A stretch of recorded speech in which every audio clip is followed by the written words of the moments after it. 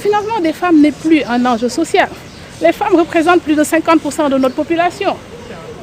carrément. Et aujourd'hui, c'est comme si on décidait d'amputer la société d'un membre, ce qui ne serait pas rationnel aujourd'hui, parce qu'on a besoin de tout le monde dans ce pays-là, et même dans le monde en général. Donc, c'est un enjeu économique réel. Les hommes participent déjà, les femmes aussi à leur manière, mais ne sont pas encore dynamiques et ne jouent pas pleinement leur rôle par manque de financement. Donc c'est pour ça que nous avons décidé d'aborder la question du financement des femmes, mais à tous les niveaux, du GIE, de la toute petite PME, mais de la PME qui est structurée déjà et qui pourrait accéder peut-être au marché, pourquoi pas. Les principales causes en Afrique de l'Ouest, on vient de le dire, parce que les femmes ont jusque-là été reléguées à un rôle de second, à un rôle de maman, à un rôle de femme au foyer. Donc ce rôle, elles l'ont pleinement assumé, mais en même temps, elles ont commencé à s'intéresser justement à l'économie réelle, parce que de toutes les façons, les contraintes économiques font que vous êtes obligés d'aller trouver des sources de revenus. Donc en créant de la richesse, les femmes progressivement ont commencé à prendre de l'envergure, et aujourd'hui, il s'agit d'aller les trouver là où elles sont et d'essayer de rattraper ce gap et de les mettre à niveau. À la fin de la journée, on attend de cette rencontre justement que l'ensemble des acteurs de l'écosystème du financement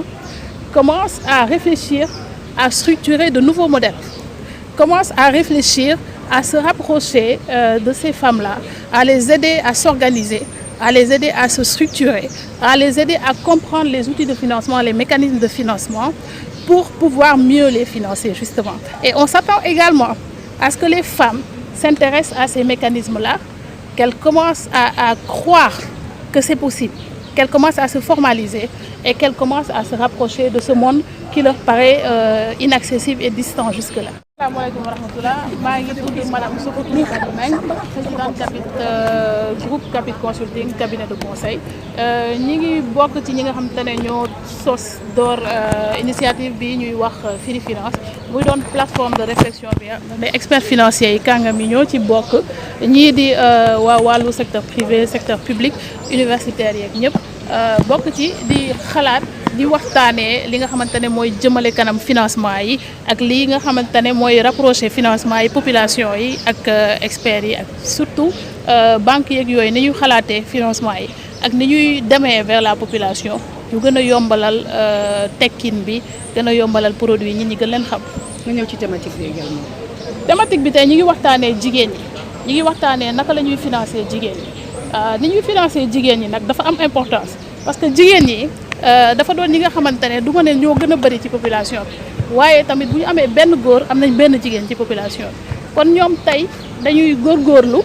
di nekk ci koom-koom di def ay business yu ndaw loolu lañ leen xamee woon ba fii waaye léegi dañu gis jigéen ñi nga xamante ne dañuy def entreprise ba di ci def jéego yu am solo mais ba tey dañuy am problématique u financement yi duñ ci jot niñ ci war a jotee loolu lu ko waral mooy banque yi ak microfinance ak système bi financé tey comprendre ñu jigéen ñi ni ñu organiser te jigéen ñi tamit dañu taxaw ñoom di def seen modèle u bopp di organiser wu di lebalante wàllu ay tontine avec yeeg yooyu ne comme banque financé wuñu ñun nañu def suñu yëfu bopp ñu ne nañ ko waxtaanee tey